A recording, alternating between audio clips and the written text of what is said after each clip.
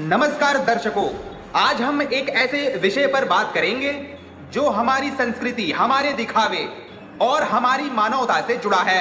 हम सब शादियों में जाते हैं, सज धज कर खुशियां मनाते हैं, लेकिन क्या कभी आपने उस कूड़ेदान की ओर देखा है जो शादी के पंडाल के पीछे रखा होता है, जहां हजारों लोगों का पेट भरने लायक ताजा खाना सिर्फ इसीलिए फेंक दिया जाता है क्योंकि हम अपनी शान और रुतबे की जंग में अंधे हो चुके हैं। आज की यह वीडियो किसी पर आरोप लगाने के लिए नहीं, बल्कि हमारे ज़मीर को झकझोरने के लिए है। हम जानेंगे कि दुनिया के कुछ देश खाने की एक बूंद को भी सोना क्यों मानते हैं और हम उसे क्यों कचरा समझ रहे हैं। हमारे देश में शादियां दो दिलों का मिलन कम, धन दौलत की प्रदर्शन ज्यादा बन गई है। आइए इस कड़वे सच के 3 बड़े पहलुओं को विस्तार से समझते हैं। पकवानों की लंबी फहरिस्त और सब चखने की होड़। आज की शादियों में 50 से लेकर 100 तरह के स्टॉल लगाए जाते हैं। मेहमान जब अपनी प्लेट उठाते हैं तो उन्हें लगता है कि उन्होंने शगुन दिया है, तो हर चीज चखनी जरूरी है। वे अपनी प्लेट को पहाड़ की तरह भर लेते हैं। नतीजा 4 चम्मच खाने के बाद बाकी सब कूड़ेदान में। क्या हमने कभी सोचा है कि उस एक प्लेट को तैयार करने में किसान की कितनी महीनों की मेहनत और कितना पानी लगा है। मेजबान का दिखावा और कम ना पड़ जाने का डर, लड़की वाले हो या लड़के वाले, समाज में अपनी नाक ऊंची रखने के लिए वे जरूरत से दुगना खाना बनवाते हैं। उन्हें डर होता है कि अगर खाना खत्म हो गया तो लोग ताने देंगे, लेकिन उन्हें इस बात का डर नहीं होता कि अगर यह खाना बर्बाद हुआ तो ईश्वर को क्या जवाब देंगे। यह रुतबा दिखाने की चाहत हर साल भारत में लाखों टन अनाज बर्बाद हो रही है। स्टेटस सिंबल का भ्रम आज एक मानसिकता बन गई है कि जितनी महंगी शादी और जितना ज्यादा वेस्ट उतना बड़ा रईस। लोग शान से कहते हैं कि भैया खाना इतना था कि आधा फेंकना पड़ा। यह रईसी नहीं, यह मानसिक गरीबी है। जिस खाने को हम कचरा समझकर फेंक रहे हैं वह किसी के लिए जीवन और मौत का सवाल है। दुनिया में कुछ ऐसे देश हैं जिन्होंने अपनी धरती और अपने संसाधनों का सम्मान करना सीख लिया है। उनके उदाहरण हमारे लिए बहुत बड़ी सीख है। फ्रांस, कानून की सख्ती। फ्रांस दुनिया का पहला ऐसा देश बना जिसने खाने की बर्बादी के खिलाफ जंग छेड़ी। वहां के कानून के मुताबिक कोई भी सुपरमार्केट या बड़ा होटल बचा हुआ खाना फेंक नहीं सकता। अगर वे ऐसा करते हैं तो उन पर भारी जुर्माना और जेल की सजा का प्रावधान है। उन्हें वह खाना गरीबों को खिलाने वाली संस्थाओं को दान करना ही पड़ता है।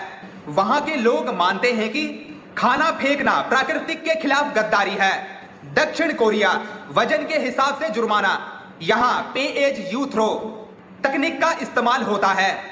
घरों और होटलों से निकलने वाले खाने का कचरे का वजन किया जाता है और उसी के हिसाब से पैसे लिए जाते हैं।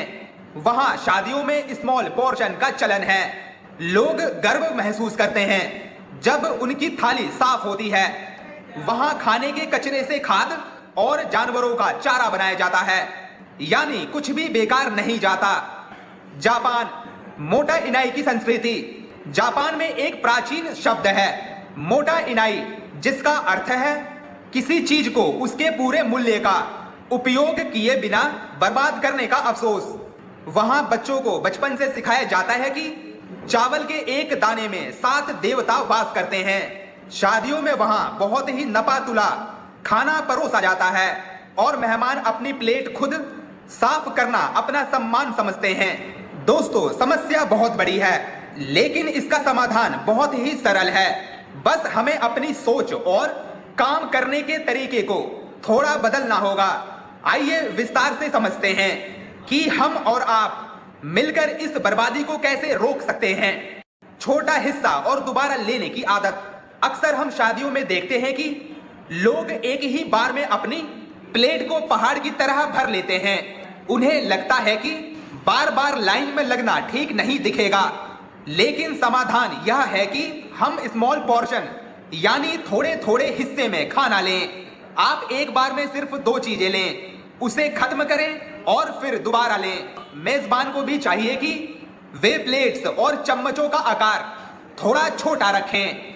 जब प्लेट छोटी होगी तो लोग कम खाना लेंगे और बर्बादी अपने आप कम हो जाएगी। याद रखिए, दोबारा खाना लेने में कोई बुराई नहीं है, लेकिन थाली में खाना छोड़ना सबसे बड़ी बुराई है। मेन्यू में वैरायटी नहीं, क्वालिटी पर जोर। दिखावे की दौड़ में हम 50 या 100 तरह के पकवान बनवा लेते हैं। सच तो यह है कि कोई भी इंसान 5 से 7 चीजों से ज्यादा नहीं खा सकता। समाधान यह है कि हम पकवानों की संख्या कम करें। 50 औसत दर्जे की डिश बनवाने से बेहतर है कि आप 10 ऐसी लाजवाब चीजें बनवाएं जिनका स्वाद लोग घर ले जाएं। जब मेन्यू सीमित और बेहतरीन होता है तो लोग उसे पूरा खाते हैं और पसंद करते हैं। इससे न केवल पैसों की बचत होती है, बल्कि खाने की बर्बादी की गुंजाइश भी खत्म हो जाती है।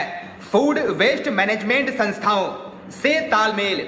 आजकल हर बड़े शहर में रॉबिन हुड आर्मी या फीडिंग इंडिया जैसी कई संस्थाएं काम कर रही हैं। समाधान के तौर पर आप ऐसी किसी संस्था से संपर्क करें। उन्हें बताएं कि आपके यहाँ इतने लोगों का खाना बन रहा है। शादी के अंत में जो भी ताजा और साफ खाना बच जाए, ये संस्थाएं तुरंत अपनी गाड़ियों में भरकर उन इलाकों तक पहुंचाती है जहां लोग दाने दाने को तरसते हैं। आपको बस एक फोन करना है और आपका बचा हुआ खाना किसी के लिए जीवन दान बन जाएगा। मेहमानों के लिए जागरूकता बोर्ड। शादी के खाने वाले क्षेत्र में छोटे छोटे और सुंदर बोर्ड लगाए जा सकते हैं जिन पर लिखा हो, कृपया उतना ही ले जितना आप खा सकें, या आपका छोड़ा हुआ एक दाना किसी की भूख मिटा सकती है। जब लोग खाते समय यह लाइन पढ़ते हैं तो उनके मन में एक जिम्मेदारी का भाव आता है। यह कोई टोकना नहीं है, बल्कि एक सभ्य तरीके से उन्हें उनकी जिम्मेदारी याद दिलाना है। जब लोग जागरूक होंगे तभी बदलाव आएगा। लाइव काउंटर को प्राथमिकता देना। बर्बादी सबसे ज्यादा उन चीजों की होती है जो पहले से बनाकर बड़ी कढ़ाइयों में रख दी जाती है। समाधान यह है कि हम ज्यादा से ज्यादा लाइव काउंटर लगवाएं जहां खाना आपके आंखों के सामने गर्मा गर्म बने। लाइव काउंटर पर लोग उतना ही लेते हैं जितना उन्हें उस पल खाना होता है। इससे खाना ताजा भी रहता है, बेकार फेंकने की नौबत भी नहीं आती। अंत में मेरा यह सब कहने का उद्देश्य किसी को दुख पहुंचाना नहीं है। मुझे अपने देश से प्यार है, इसकी परंपराओं से प्यार है, लेकिन परंपराएं हमें दान देना सिखाती हैं, अपमान करना नहीं। जब हम हजारों रुपए के कपड़े पहनकर हजारों का खाना हम अपनी प्लेट में छोड़ देते हैं तो हम सिर्फ खाना नहीं छोड़ रहे होते, हम उस किसान का अपमान कर रहे होते हैं जो कड़कती धूप में हमारे लिए अनाज उगाता है। हम अपने भारत को स्वच्छ और महान देखना चाहते हैं तो इसकी शुरुआत हमारी थाली से होनी चाहिए। शान इसमें नहीं है कि आपकी शादी में कितना खाना बचा, शान इसमें है कि आपकी शादी की वजह से उस रात कोई गरीब भूखा नहीं सोया। आज की सबसे बड़ी सीख याद रखिए, अन्न का कोई धर्म नहीं होता, उसकी सिर्फ एक ही भाषा होती है, वो है भूख। आप जितने अमीर हैं आपकी थाली उतनी ही साफ होनी चाहिए, क्योंकि आपकी छोड़ी हुई एक जूठन किसी की एक दिन की जिंदगी हो सकती है।